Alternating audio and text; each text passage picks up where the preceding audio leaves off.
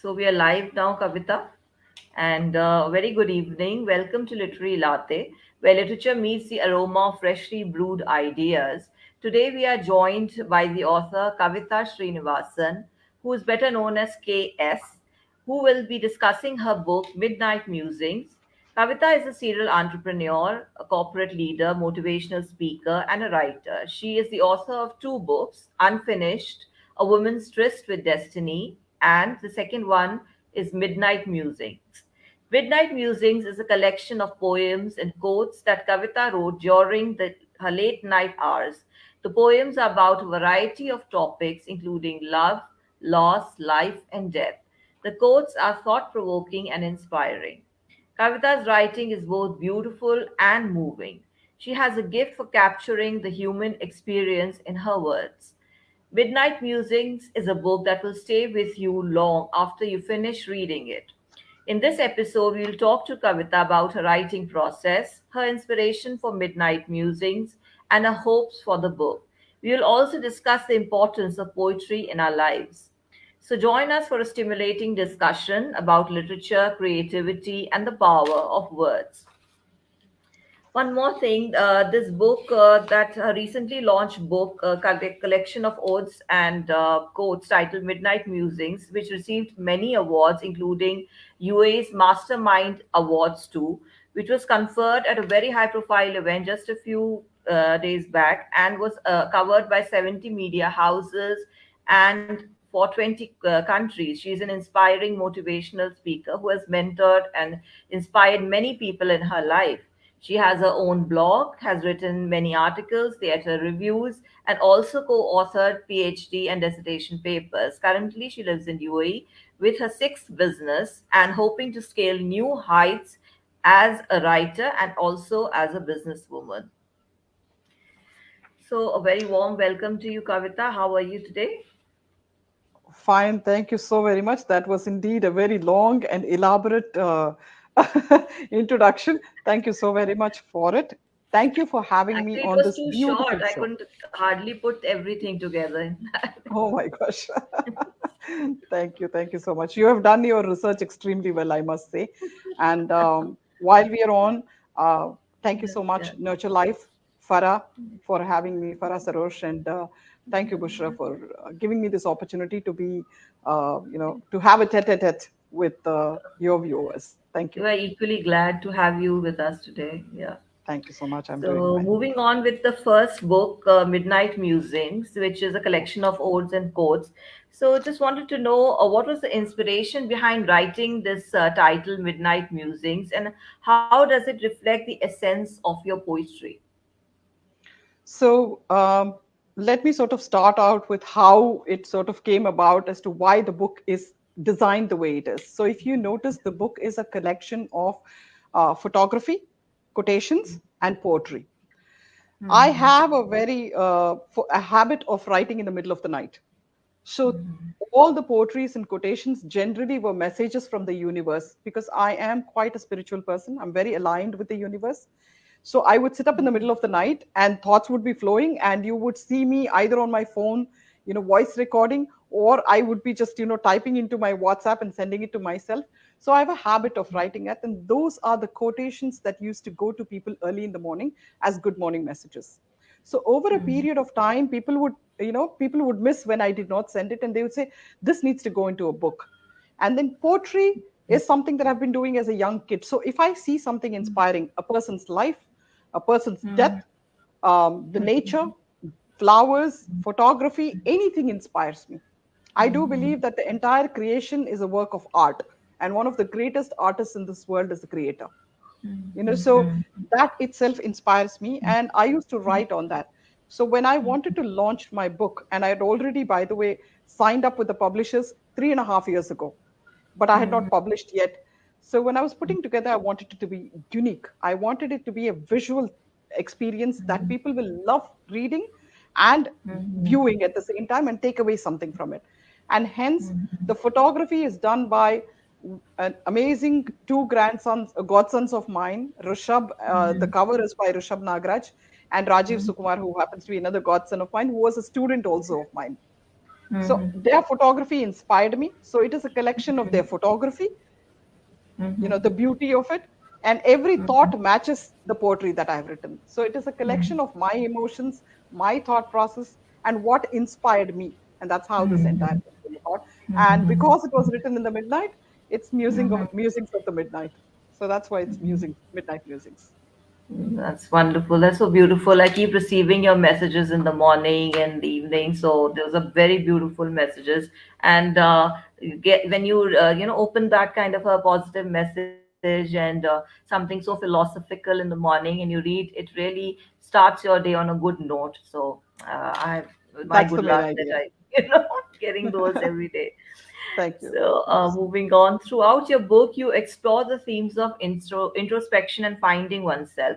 How has your own journey of self discovery influenced your writing, and what advice would you give to others on embarking on their own introspective path? Ah, yes. One of the most important things I do believe, not just as a writer, even as a human being, is to introspect. So we all are not born perfectly. We have been given a script. Most of us forget that. So we are all born uniquely, and we have a script that we have been given, and there is a part that we have to play. While we are doing this, do we even understand who we are? Why are we on this earth? What is our purpose on this earth? We are a book ourselves. So to me, my introspection started at a very, very young age. So I lost my mother when I was 17, but even before I lost her, my life has gone through trials and tribulations that made me always introspect on why, how, when, where, what. So these were my questions. I always had the five W's.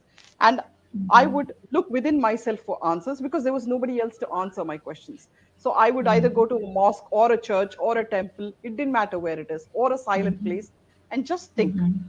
So that rumination led to a lot of answers as to who I am, why I am on this earth, and what am I here to do. And that is how I figured out that I am here to motivate, inspire people, and leave a legacy behind for mankind, not to just be born, study, get married, give birth to children, and then die. That's a boring story that I never wanted to write. So, if I have to give an advice to other people to be inspired and how to introspect, I would say first, read your own book. You encompass the universe within you. Don't go looking for answers outside. All the answers lie within you only when you find yourself. So I keep saying, find your Nemo within. Nemo in Latin means nobody. Find your nobody to become a somebody. So when you find your Wow, that's a nobody, wonderful line. Yeah, and that's basically what it is. Yeah. That would be that's the so advice I say. inspiring. Know Yeah. yourself. Know yourself better than anybody else knows you. Mm-hmm. You know, I think that very important. is like absolutely the truth that one needs to find themselves before they actually need people actually look for this thing outside of them, but the first thing they need to assess is their own self, and once they Yes. know their purpose in life, then they can go ahead and with a lot of self confidence in life. So that Yes. is very, very important. So, your Yes. poetry delves into a wide range of emotions and experiences. How do you navigate the delicate balance between vulnerability and the strength in your writing? And what message do you hope readers take away from it? Yes. So when you do look at my poetry, they have a variety of emotions. Now, in all my vulnerability, I am vulnerable as a human being because I am empathetic and I am compassionate. So I have that within me, not just because I'm a human being, all the more because I'm a woman, I am a mother, I'm a daughter. So, like I was just telling you some time ago, I read as a very small young girl a quotation that said, "A woman's life is a history of her emotions." Absolutely, you're right. So, Yeah. yeah, so our life is always a history of the emotions. Now, does that have to make us an emotional fool? Absolutely not. So the vulnerability that I have is converted into strength. So over a period of time, I have taken my vulnerability and my weaknesses and I have turned it into my strength. So when I am writing, it's a cathartic process. And so when I'm transitioning from one emotion to another, am I not disturbed by it? Am I not shaken by it? I mean, I'm not stone, so of course I would be. So, and those emotions transform into paper. So it is extremely important for each one of them who reads my book to experience that emotion.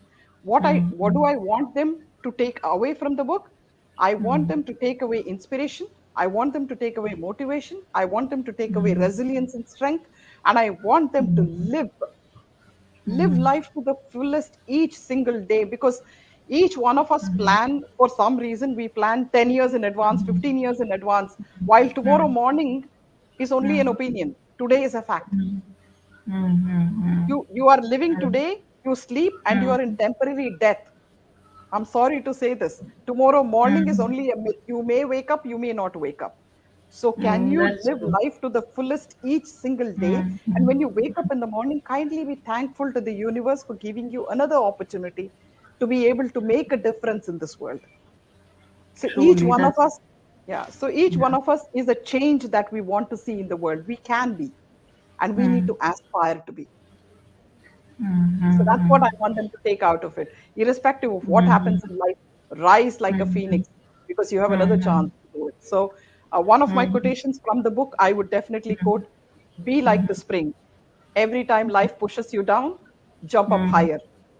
And you leave a life on you leave an impact on life itself.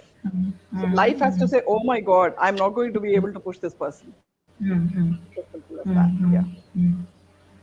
So I Yeah, hope that so that answers your is, question. yes, I could go through both your books. I had this fortune of going through both your books and reading them, and throughout the book, it helped me to, realize that how strong women can be and how resilient they can be, and how much to learn from the strength of another woman. So, truly, both your books are amazing. So, Thank in you. Midnight Musings, you also mentioned the importance of finding happiness in the present moment. Could you share some practical tips or insights for readers on how to cultivate a sense of mindfulness and appreciation for the present? I just answered half the question, in the previous question. So the Before next part also, of it, yeah, how do we do it? yeah, Right? How yeah, do we yeah, do it?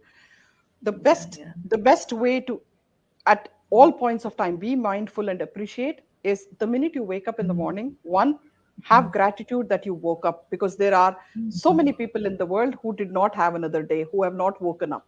Mm-hmm. When you go through the news, you will see so many people are going through landslides, so many people died, so many people lost their lives, somebody got diagnosed with cancer, and they have you have so many bad news that you keep hearing, right? Are you healthy? Are you able to see? Do you have 2 square meals in a day? Are you able to smile? Do you have something happy around you? People who love you, a home to stay in. And go outside, look at the sun shining, the birds flying, the flowers blooming, the trees are green, everything around you brings you a sense of happiness. Start connecting towards it, and or see things that are beautiful. As soon as you wake up in the morning, do you like flowers? Do you like birds? Do you like music? Live in the moment, and every single minute be conscious that I shouldn't crib, because if I crib, there is somebody else out there in the world who does not have 2 square meals in a day, who does not have 2 sets of clothes, who does not have the education that I have, does not have the opportunity to be able to speak.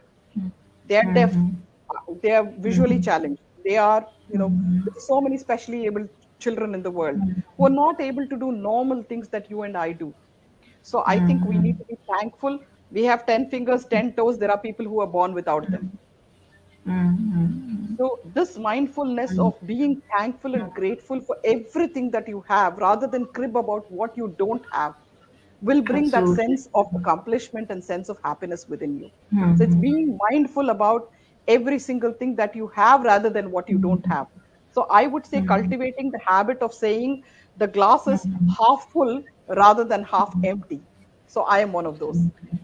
So that True. positivity. So instead of every time looking at it say, अरे यार ये glass जो है ना पूरा भरा हुआ नहीं है, आधा भरा हुआ है ना, आधा भरा हुआ है ना, आधा खाली तो नहीं, वो क्यों देख रहे हो? आधा भरा हुआ तो है.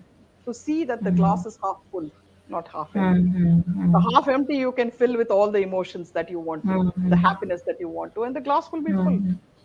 you know. Mm-hmm. Yeah. And then always look at where you want to be rather than Mm-hmm. where you're not, That's what I would say. Mm-hmm. That's wonderful. So, in Musings, you beautifully capture the complexities of human relationships. So, could you share some specific instances or experiences that inspired the heartfelt verses in your book? Yes, most definitely. For me, relationships matter a whole lot, and I've got a great respect and Mm-hmm. importance for it. I lost my mother at a Mm-hmm. very young age. So there was an Mm-hmm. incident that happened, that the importance of just human relationships and human, Mm-hmm. feelings, I would definitely want to. So when she died, my father did not want to put me through medical school. I was sitting in the subway Mm-hmm. with my brother. I had just Mm-hmm. gone because I wanted to be a neurosurgeon. He said no.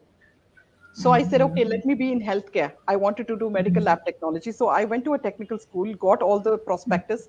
The Mm-hmm. fees was going to be around 6,500, $7,000, something like that.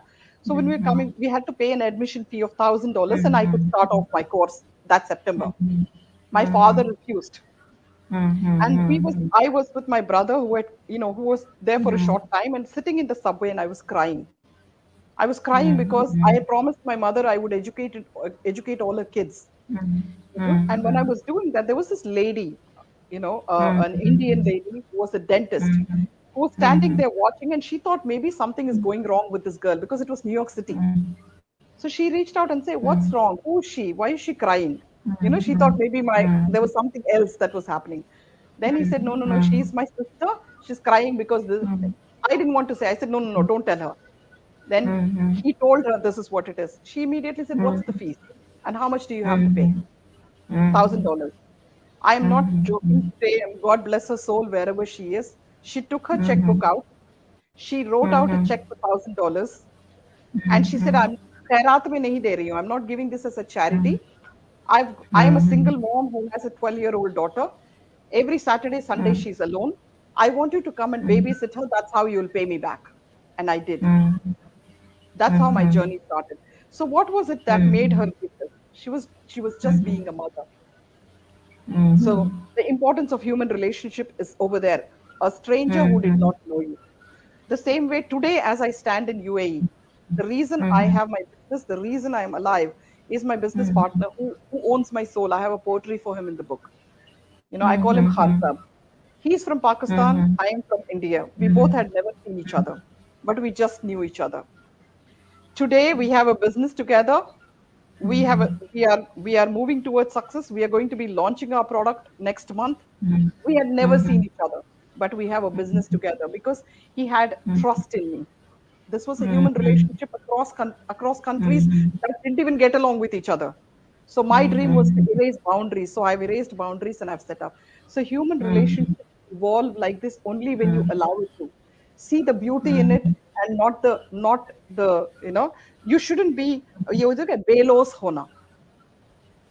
No expectations. We have no expectations from each other. We just want to be able to get along, help each other, spread love, be human, help mankind, and things will happen.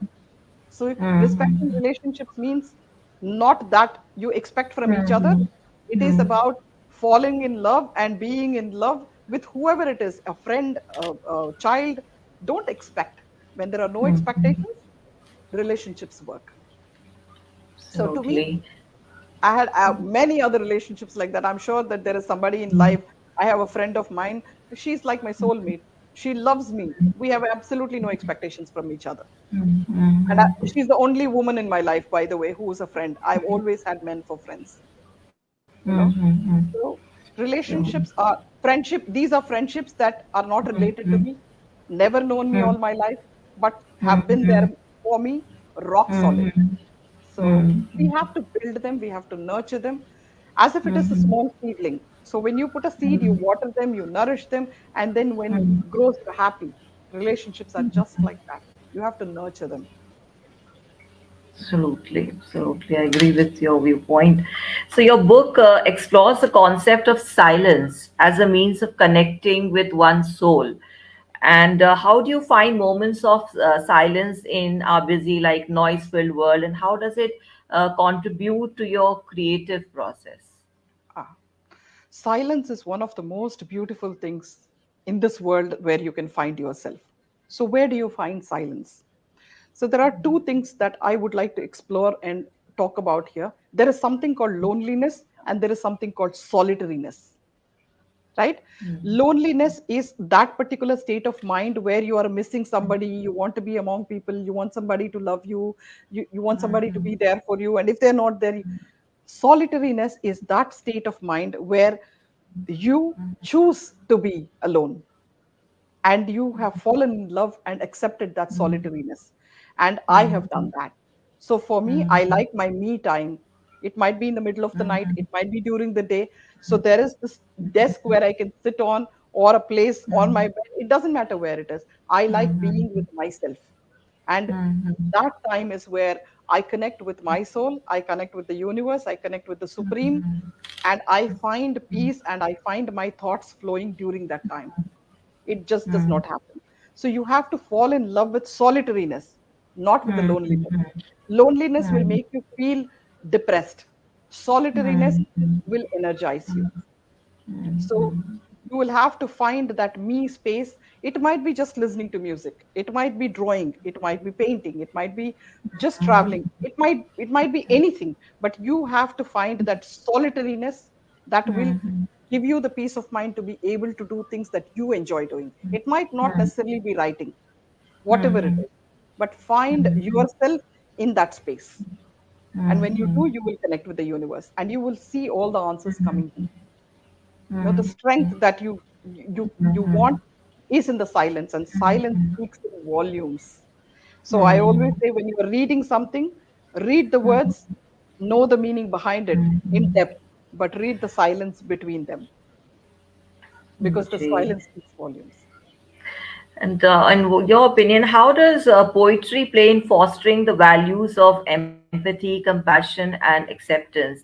How do you believe that these qualities can contribute to a more harmonious and peaceful world? Because poetry and people, chahe they write in Urdu, you know, you are also known. Your pen name is also Nazm. You also write in Urdu. So, like, how does poetry help in these things? Okay. So writing prose is I believe is a much easier process, because you have a plot and then on the plot you just keep writing, right? Poetry cannot be like that. If you cannot emote, you do not have compassion, you do not have empathy, you do not have emotions, you cannot write poetry. And poetry is something that comes from deep within the soul, and it basically is from the crevices of your mind. There are thoughts that are flowing and flowing and flowing, and then you write, and those words will impact like there is no tomorrow. If it didn't, can you imagine one of the most I think beautiful poetries that have been written when we talk about it, "Ae mere watan ke logon." Till date, I think it will stir the soul and it will make you cry, like an ocean. Why? The sense of patriotism is evoked because of the poetry. When you are singing all these beautiful retro Bollywood songs, "Chaudavi ka chand ho ya aftab ho, ladkiyan to girti hi hain," you know ji so ji it's बिल्कुल. the same thing. So ghazlein jo hoti hain, so when you are talking about, so if you cannot emote that way, they are intense emotions, and poetry can actually bring upon a lot of peace, because it does not, it crosses barriers, because poetry can be converted into music, can be composed into can be composed into songs or ghazals, or nazms, or however it is, right? So when you write poetry, it is converted into music, and music has absolutely no boundaries. So there can be peace, irrespective of how much we say that, oh my god, boundaries are there, India, Pakistan, but hey, look at the artists. Can you ever erase that? You can't. You cannot make people not love each other for their poetry. Okay, whether it is Alama Iqbal, Faiz Ahmed Faraz, or Parvin Shakir, we would love to keep on reading them again and again and again. Look how they've written. It's the same thing, from our country, whether it is Gulzar Saab, Javed Akhtar Saab, Rajesh Reddy Saab, all these people, when they write today, all of them living, right? And then we've had Munshi Premchand and everybody else from before. Each one of them make a difference and they are able to evoke. Why? Because of the emotions that they bring that is deep from the soul. So of course, I think if we can encourage poets to, more and more and more, there can be a lot of peace because these poetry can be converted into songs, converted into music and composed. And I think it is the music of the soul that comes as poetry. Absolutely. I think the pen is mightier than the sword, and throughout history, we've seen that literature has brought about revolution in the sense that it has spoken about taboo subjects, it's bridged barriers across regions, and Yes, brought about peace and harmony amongst. yes, जैसे आपने भी बोला कि भाई poetry किसी भी country के writer की हो, इट yes. डजंट मैटर कि उस कंट्री का दूसरी कंट्री से क्या है, क्या एंड उस ताल्लुक है? सियासत it नहीं आता ना यहाँ. transcends the boundaries of religion and culture Exactly, and everything, exactly, and they are exactly. translated into different languages. And I Yes, guess one relates to it, the emotional factor is there, and the beauty of the poetry touches the heart of the individual, so yes, it is very much. definitely deeper than just a piece of paper and writing, because Yes, it can change the world on a different level. So it yes, brings peace on in a different way, not with very much. the sword, but with the pen. Yes. Exactly. So the pen becomes the sword. And I always believe one of the things that in Urdu, I think I've actually written in one of my nazms that जी. मालिक जो है वो स्याही है, मैं कलम हूँ. वो स्याही बन के पन्नों पे हम्म. उतरते हैं. So I write because I think that the creator becomes the ink in my pen and I am the pen that hmm. writes. So that बिल्कुल. is very important. But at the same time, having said that, words have hmm. temperature. We have to be very hmm. responsible when we are putting words to paper. How they hmm. react and what kind of a reaction they create. So, as writers and poets, we are responsible for mankind. We cannot just write anything. At the same time, we cannot be writing everything and anything. Believe me, very recently I have seen poetry like ये जो अपना झंडा है इसमें एक डंडा है and all those things. It drives me nuts. That is not poetry. That Yes. is that is blasphemy of poetry. So those kind of things should I would not encourage. And we are making people like that viral, thinking that oh my God, he's making a fool out of himself.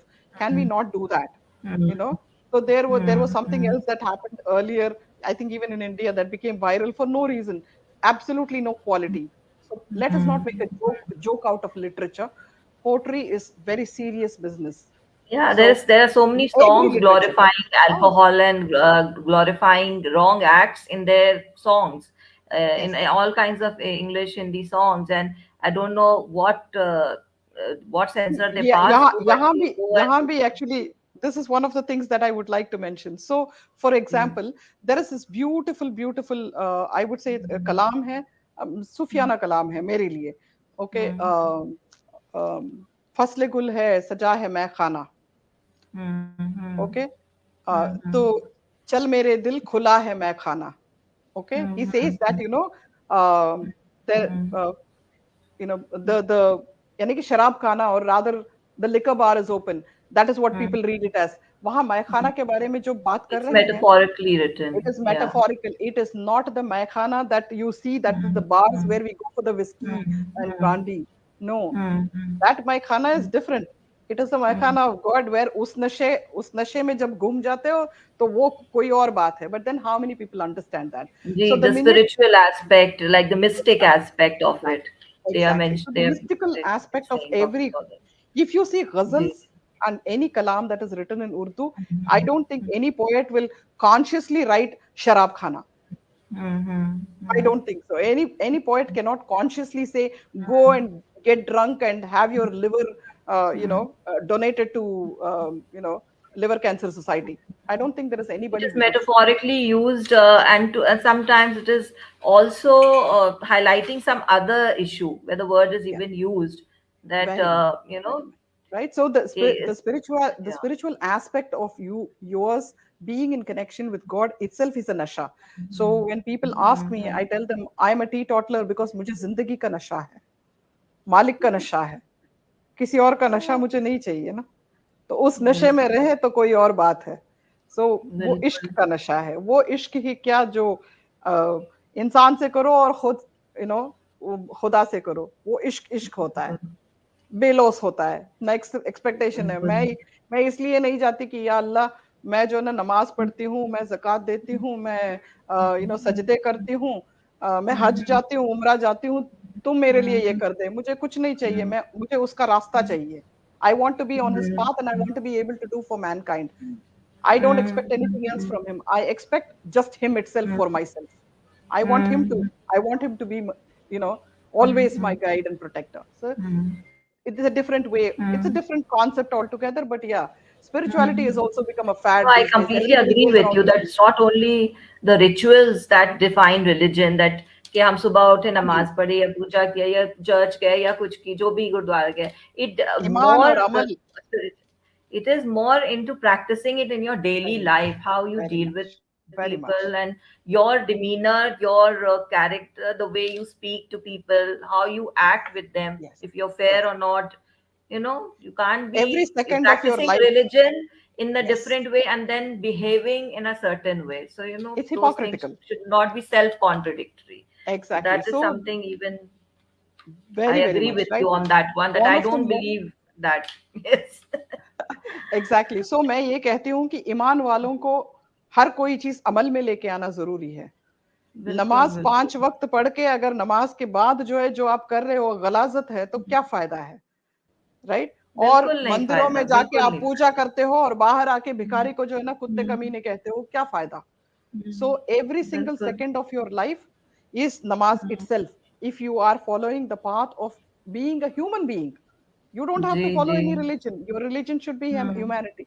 So if you are जी। basic every humanity is second, the religion जी। if I am enriching somebody's life, if I'm putting a smile on somebody else's face, if I am feeding hmm, somebody, I may not have a hmm, lot, but if I'm able to hmm, do something, you do not have hmm, to spend thousands of rupees for it. Hmm, But if you can hmm, even put a smile on somebody's face or give that happiness for hmm, that single moment where they think कि यार आज मैं हम्म, बादशाह लग रहा हूँ, because she put a smile hmm, on my face, she just made me feel good.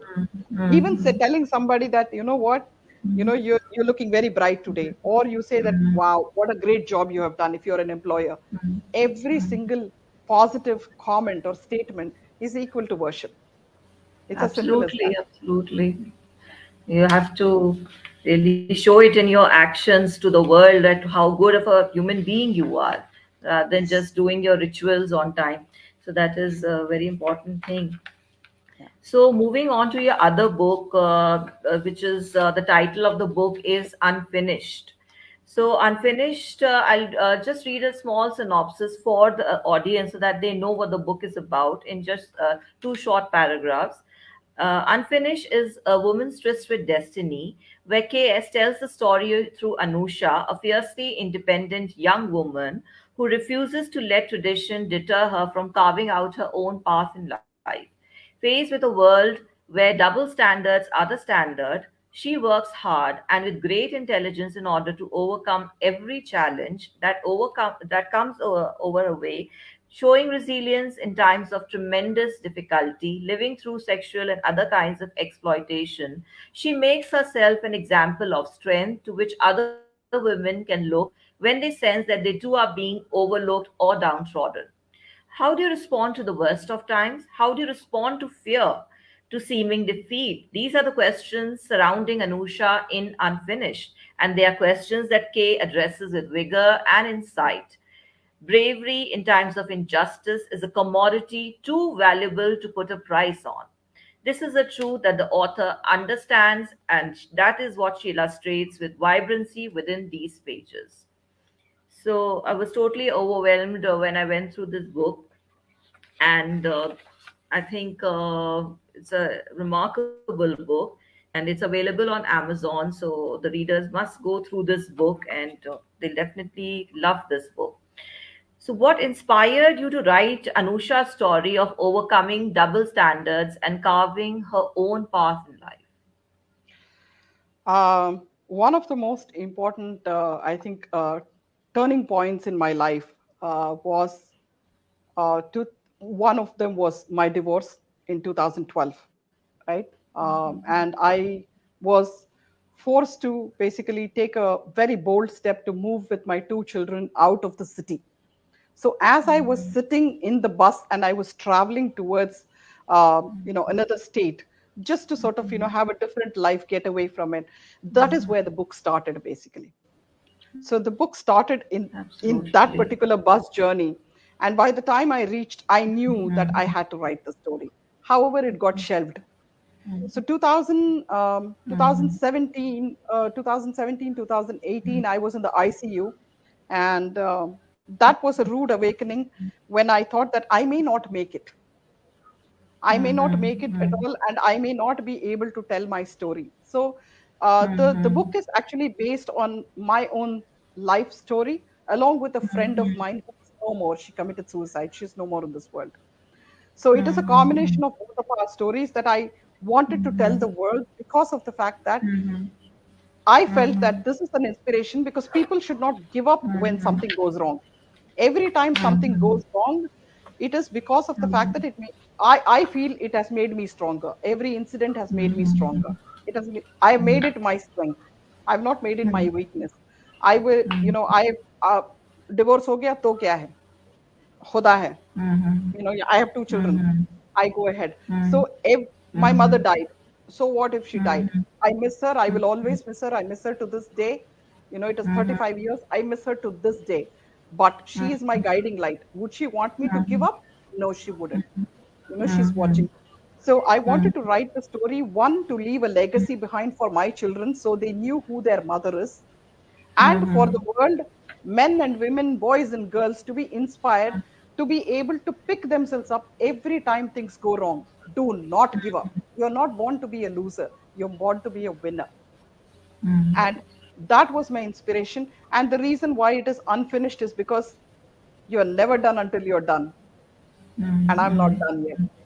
So I remain unfinished. And that's Yeah. So how. you, yeah, just knowing you, I know that you are such a strong, resilient woman, and there's lots to learn from you. And that definitely that is it's a good lesson that people are going to watch this program today and learn a lot of things from your life. In what way does Anusha serve as a role model for other women who may be facing similar situations of being overlooked or downtrodden from this book? I do believe that Anusha should be able to inspire people, one, to stand their own ground, two, to accept that you will fail, you will make mistakes, but do not think that you don't have a God complex. Whether you're a mother or a daughter or a wife or a sister, you will make a mistake. All of us are not perfect. Otherwise, we would be gods. So when you make a mistake, realize you've made a mistake. Don't make the same stupid mistake again. Make a new one, please. So has she made mistakes? Of course, she has made mistakes. Has she made wrong decisions? Of course, she has made wrong decisions. So I want people to be inspired, and Anusha can be somebody who will inspire. So she gets basically diagnosed with cancer at in one part of the story. She beats it. She was given 9 months to live, but she does not give up. She says, I'll see you in hell, and she walks out. So when you're diagnosed with cancer, it's a lifestyle disease. Do you give up? Don't give up on yourself. The world will give up on you only when you give up on yourself. God doesn't give up on anyone. He created you to be a winner. So you should strive to be a better version of yourself each day. Find the strength within you. Is it easy? Bloody hell, it is not easy. Is it impossible? No, it is not. It is very, very, very, very tough, but you can do it. And Anusha proves that every single time with everything that she goes through, every hypocrisy that is there, the entire community she lives in ostracizes her because she is a divorcee. There are people who ask questions. I still remember there was a woman who came up to me, some stranger, when I was in Pune. She walked up right to me and she said, "Suna hai aapka pati nahi hai." I heard that you don't have a husband. My immediate reaction to her was, why are you planning on sending yours to me? This so it is none of your business. Please don't ask questions. One of the things that I would definitely encourage people, do not ask questions that you don't need to know. When you see a woman, you don't have to ask her, what is your husband doing? And your husband, she may not have one. She may have lost. She may be a widow. She may be a divorcee. Why are you raking up pain? So if you're seeing a successful woman, how does it matter what her husband is doing? It's none of your business. Please don't ask personal questions. And it's the same thing with men. If they have come alone, There might be a reason. Why do you want to rake up anything? You're talking to the human being, address the human being, finish it off, keep it simple and sweet. Let's follow the KISS formula. Keep it, keep it simple and sweet. Every conversation, every relationship, let's keep it very simple, straightforward, and that's it. You're meeting somebody, meet them, figure it out, go. Unke piche kya hai, you don't know. You do not, if you have not walked in a person's footsteps, in their shoes, 10 steps, you do not know what they have gone through. So an elephant has elephant problems, an ant has ant problems. So let's not rake things up for. Don't open Pandora's box. So do not ask questions that you shouldn't. No personal questions. It doesn't matter who it is. If you're friends, you'll already know. If you're not friends and you've just met for the first time, don't ask. If you're seeing them alone, that means there is a reason why they're alone. Simple, right? Yeah. Absolutely. I think people love to get into this sector and they keep on asking uncomfortable questions, and making others uncomfortable is a big high in society. So whether Yes. it is about the divorce or about any other aspect of the life, Exactly. So if they know the weak points, they will touch very those much, particular points. very So much. And one that of the is a most important thing is when I say that, I don't have a husband, then further down you should not ask, oh, is he dead? What happened? Don't ask. Why do you want to know? So if he's dead, what are you planning on doing? Don't ask people, oh, this, oh, that. No, none of your business. Please yeah, keep because your life simple. sometimes I feel like even if your husband is alive and is with you, how good are you with together? But sometimes I feel like doing that kind of people should actually come out, Don't need to but know.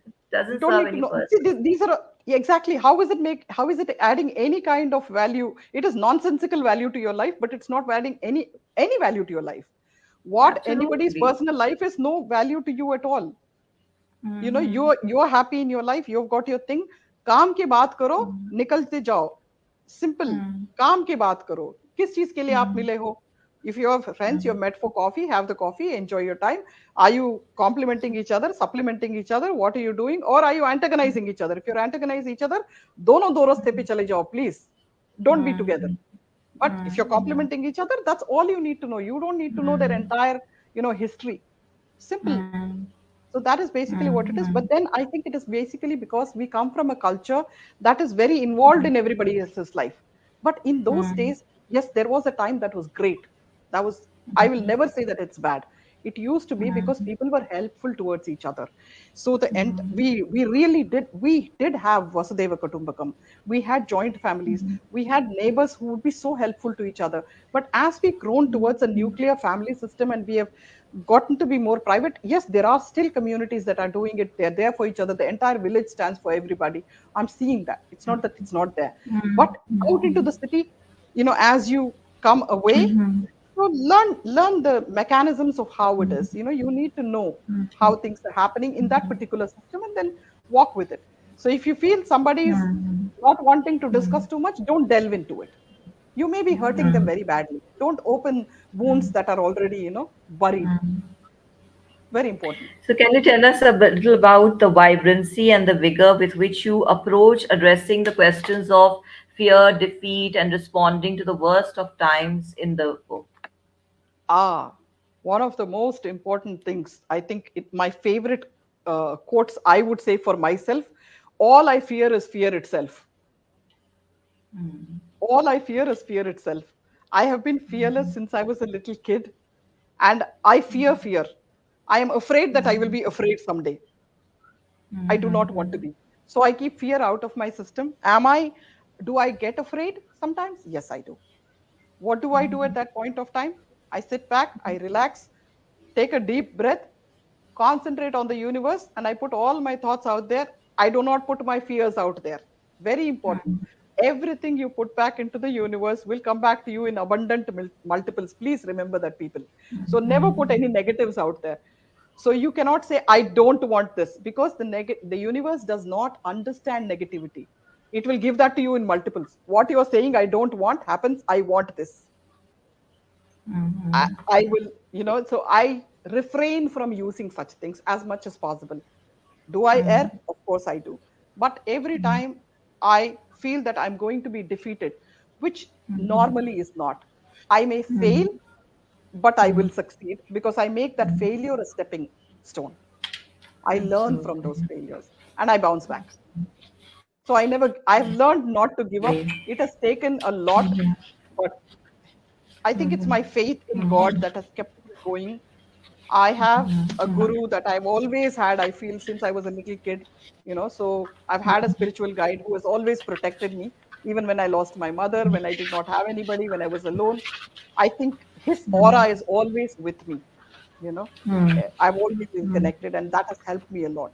So it might be something else for someone else, but for me, that is what it has been.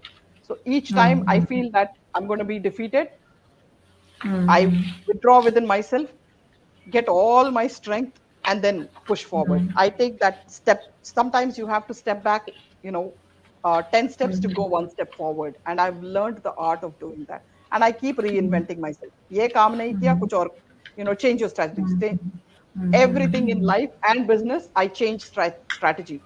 And I operate my personal life in a very professional way. And my professional life in a professional way. So I have taken professionalism into personal life too. So everything is organized. Everything I do is very structured. I like it like that.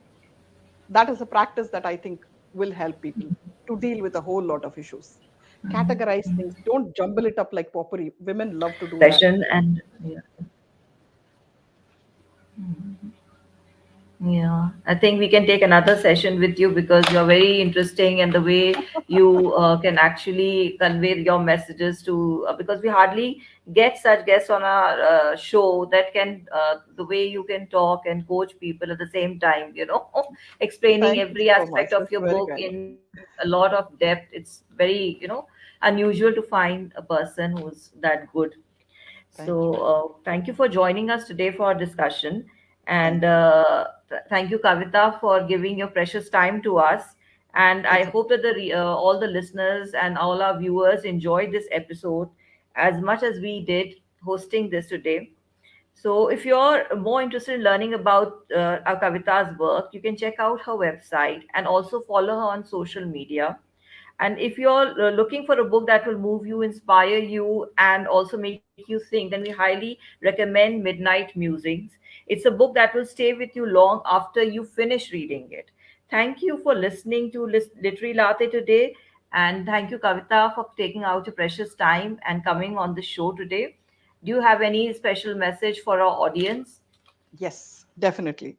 One of the most important, first of all, I would like to thank you, Nurture Life, Farah, for having me on this show and letting me speak my mind because I do speak my mind fearlessly. Thank you for that. And to all the viewers who are watching, everybody who has known me, who does not know me, who's here, find your Nemo. Never give up in life and soar like eagles. You are born to be eagles that can fly above the clouds. God has made you unique and you have your own blueprint. And in Urdu, I think in Islam, they say, Ashraful Makhluqat, which means you are the finest Highest of thought. all creatures. You are the topmost of his creation. So when you're the most precious of his creation, be like that. Please do not stoop down to being animal. So respect each other, respect human beings, respect women. Women, please respect men. Men, please respect women. Respect each other and remember that you are the yin and the yang and you complete a whole. You cannot live without each other. You complete a whole, whether it is two souls complete a whole. So, then I do not want people to come and say, oh my God, she said just man and woman. Anybody, two souls complete a whole. We are born to be there for each other as mankind. So let's be there for each other, be kind, be compassionate, be empathetic, and just be in love with yourself. Love yourself more than anything else, and God will love you too.